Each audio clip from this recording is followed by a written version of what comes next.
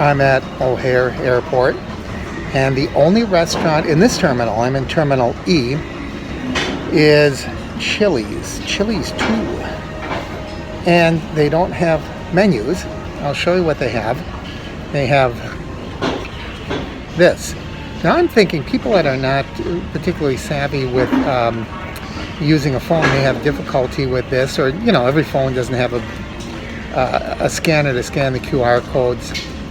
Sometimes that's an additional app, so we'll give it a try. You scan the QR code and it shows you the menu, and it says here it wants you to social distance, wear a mask, do temperature check, all that stuff that they've been beating us over the head with. And there is my soft drink. She had that to me almost immediately, and she knew I'd ordered a salad, so she saw that come across right away. Best part, of course, is as soon as that food comes, actually now probably because my drink's here, I can take this off. Notice I have a double. I've got both my neck gaiter, and I'm trying this one. I'm just trying a new mask out today to see what I like best when I'm on the plane and in the airport. So pretty interesting. I did go to a different place, and they told me this is the only place. I see McDonald's is open as well. I'm going to have a very quick, short layover at Pearson in Toronto, and I know I'm not going to have time to eat there. And when I get to my final destination, Winnipeg, it's going to be after 10 o'clock, so they probably won't have food available then. So this might be my last chance to eat. You can see the clock behind me. It's only going on about 2:30 in the afternoon, but this is going to be it. So she did say that if you didn't know how to do that, if it was awkward, clumsy, maybe you don't have a cell phone, they would bring a paper menu. I assume they'd have to wipe it down real well, and they didn't want to do that over and over. So she said the company, I don't know if it's corporate or who, but the company prefers that you order electronically by scanning that QR code. That food came so fast. Notice they have individually wrapped disposable utensils, and the salad looks good. Feels like the chicken is warm. This came literally 2 minutes, I'll bet. Very, very quick, but of course, there's not many people eating in here either.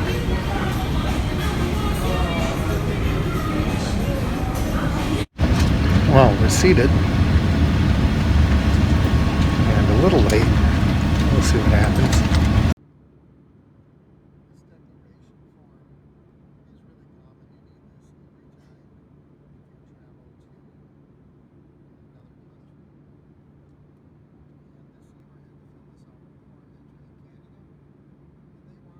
I was detained for probably into 3 hours, Canada. 3.5 hours.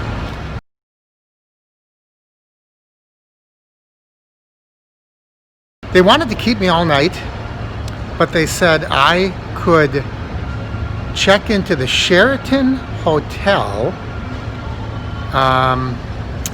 It's right here at the airport. It's the only hotel I could stay at, or I could spend the night in their room all night long. So I opted for the Sheraton. $239. I probably won't be there 6 hours, but I need to get some sleep. So that's why I'm up here. They said this train is supposed to take me to the Sheraton. I'm not seeing a lot of trains around here, but I do see this is the train stop. You can see it's very, very empty. So next stop, hopefully, Sheraton Hotel and a soft bed.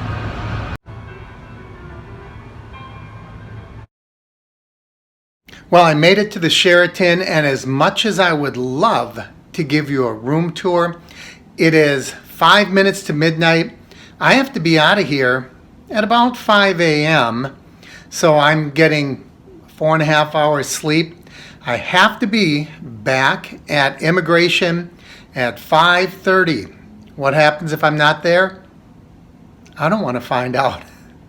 So I'll give you a quick view of the room, but I'm not going to give you one of my formal room tours that I usually do. This is a nice hotel, by the way. I'm on the club level. A lot of good it'll do me. Usually club level means that you have access to the club rooms and snacks and that sort of thing. I just have to hit the hay and get as much rest as I can. Here's my view. I'm looking right out at the airport. And as we come around, we have a desk.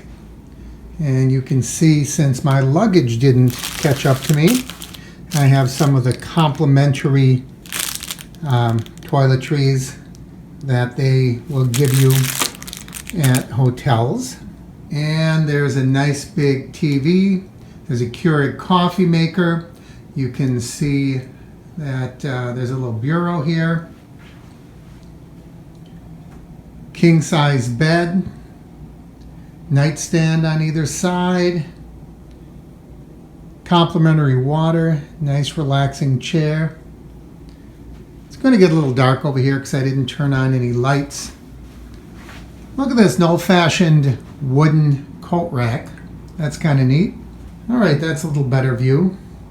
Nice wooden bench. This is looking back in the room.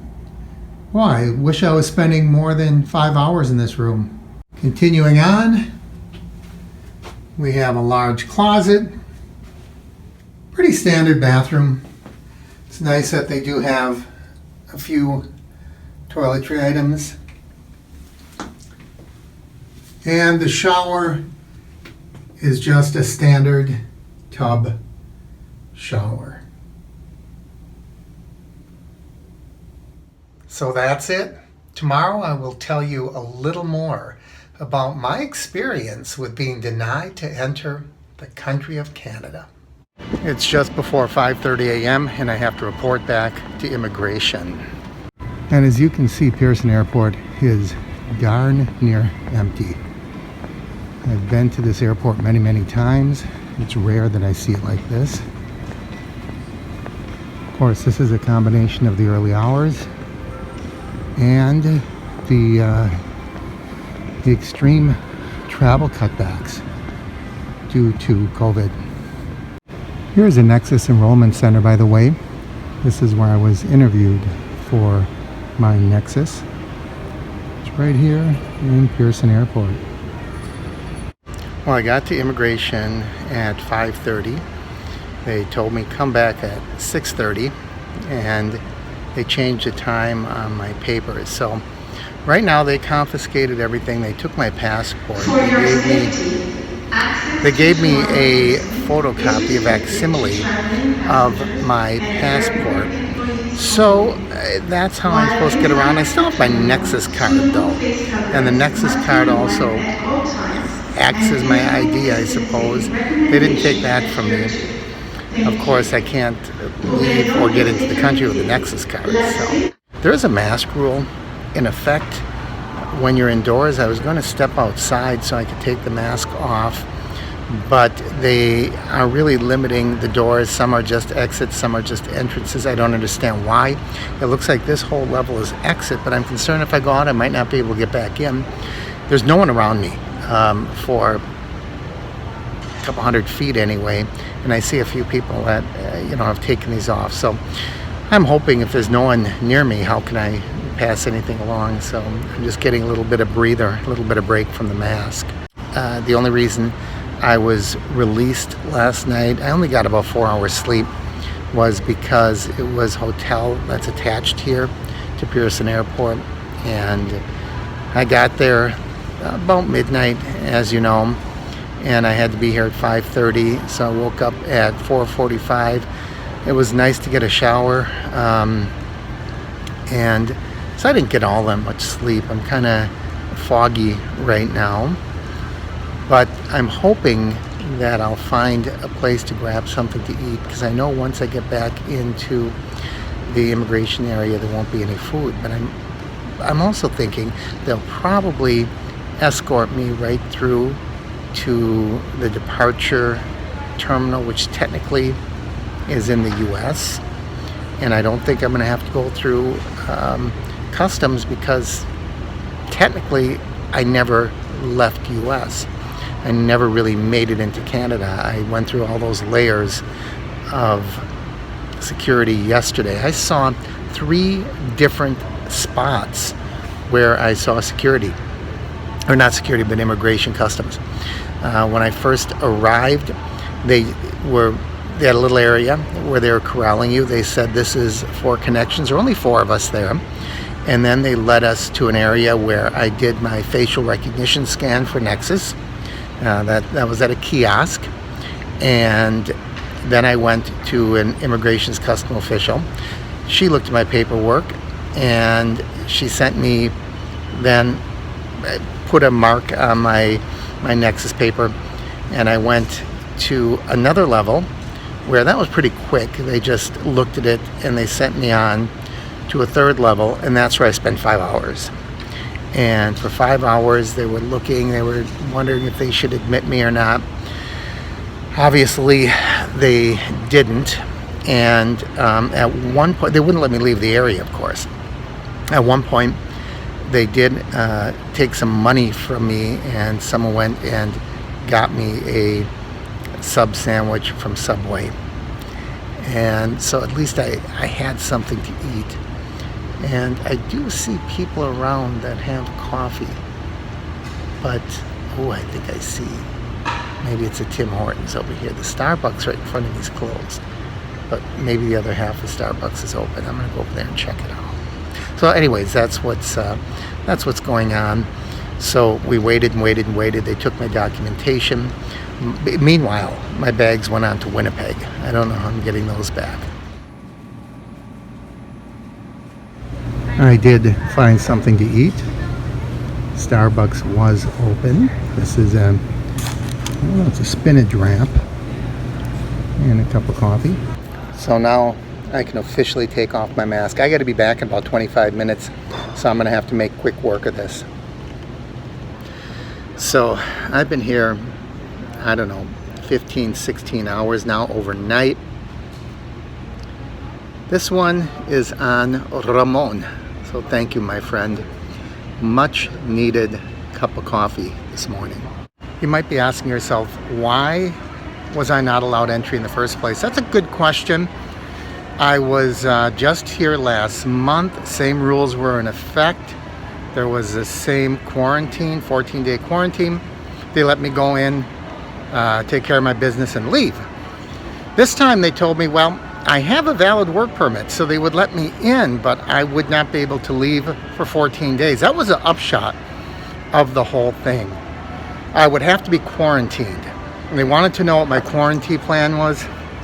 Well, I didn't have one, because I didn't expect to have to stay for 14 days. I thought it'd be the same as last time. I'd be in and out in 3 days, and they were having none of it. So that's really the upshot of the whole thing. I can legally be here because my work permit, my work visa, does not expire until November. But once in, I'd have to stay for 2 weeks. So that's it in a nutshell.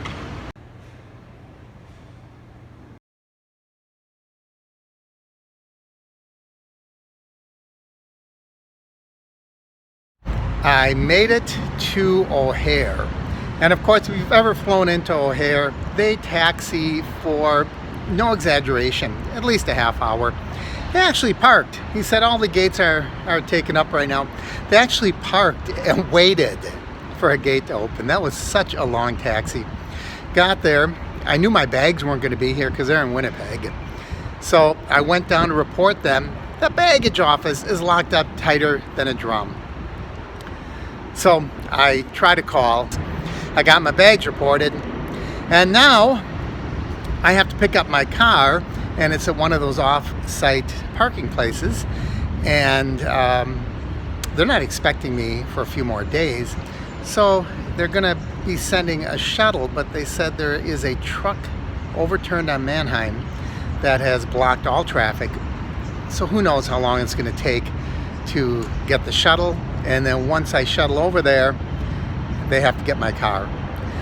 So this has just been a comedy of errors, but at least it gives you a little insight into what happens if your flight's redirected, if you can't get somewhere, if you miss a connection. All those things happened during this trip, and you just got to take them one at a time. You can't panic, you can't let it get you upset, because in the end, you're in the same place, only now you're mad or upset, right? So I'm waiting on my car. I'll be waiting on my luggage, probably a few days on that, to get it from Winnipeg to my home in Wisconsin. I'll keep you updated. As always, I encourage you to like and share the videos. If you haven't already, please click my face in the corner to subscribe, and don't forget to ring that bell icon up above so you know when I post new videos. I want to hear your comments on this. Have you ever had a trip like this? Do you have questions on what you might do if you're in a situation like this? I would love to help you out. I answer every comment whenever possible. Thanks for watching, everyone. I'm Mark, and this is the Average Me channel.